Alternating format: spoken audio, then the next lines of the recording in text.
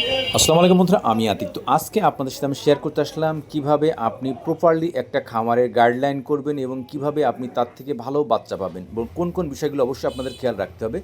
তো এখন হচ্ছে যে ডিমটা আমি চেক দিচ্ছি, ডিমটার ভিতরে বাচ্চাটা মারা গেছে। বাচ্চা মারা গেলে ডিমের ভিতরে ঘোলা হয়ে যায় এবং এটা ঘোলা কালচে দাগ পড়ে যায়। অথবা এই ডিমগুলো আপনারা ফেলে দিবেন। ডিম যখন পারবে, পাখির ডিমের বয়স যখন 15 দিন হবে, তখন প্রত্যেকটা ডিম আপনাকে অবশ্যই চেক দিয়ে নিতে হবে।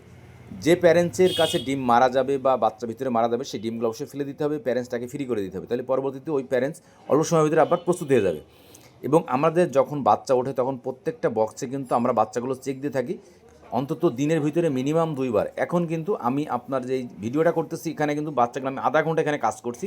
তো আধা ঘন্টার ভিডিও আমি 2 মিনিটের ভিতরে করতেছি, তাহলে বুঝতে পারছেন যে আপনার প্রত্যেকটা বাচ্চা দেখতে হবে যে বাচ্চা মারা গেছে কিনা, বাচ্চাগুলো কি সঠিকভাবে ফিট করা আছে কিনা, এই বিষয়গুলো অবশ্যই আপনাদের খেয়াল রাখতে হবে। এবং কোনো পায়ে কোনো ন্যাস্টিং জড়িয়ে গেছে কিনা, অনেক সময় পাখির বাচ্চার পায়ে ন্যাস্টিং জড়িয়ে বাচ্চাগুলো কিন্তু মারা যায়। এই বিষয়গুলো অনেকে খেয়াল করে না, অনেকের এই ভুলটা হয়। অবশ্যই আপনারা প্রত্যেকটা বাচ্চা সুন্দরভাবে দেখবেন। আমি কিন্তু এখন দেখছেন আমার প্রত্যেকটা বক্সে কিন্তু আমি বাচ্চাগুলোকে চেক দিচ্ছি, কোনো বাচ্চার কোনো সমস্যা হচ্ছে কিনা, কোনো বাচ্চাকে ঠিকভাবে ফিট করা আছে কিনা। যে প্যারেন্টসগুলো বাচ্চাকে ঠিকভাবে ফিট না করায়, সেই প্যারেন্টসের কাছে বাচ্চা অবশ্যই আপনারা কম রাখতে হবে। যে প্যারেন্টস ভালো বাচ্চা ফিট করে, সেখানে আপনি সর্বোচ্চ লাভবার্ডের ক্ষেত্রে 5টা পর্যন্ত বাচ্চা রাখতে পারেন, কারণ লাভবার্ড 5টা 6টা বাচ্চা ইজিলি মানুষ করতে পারে।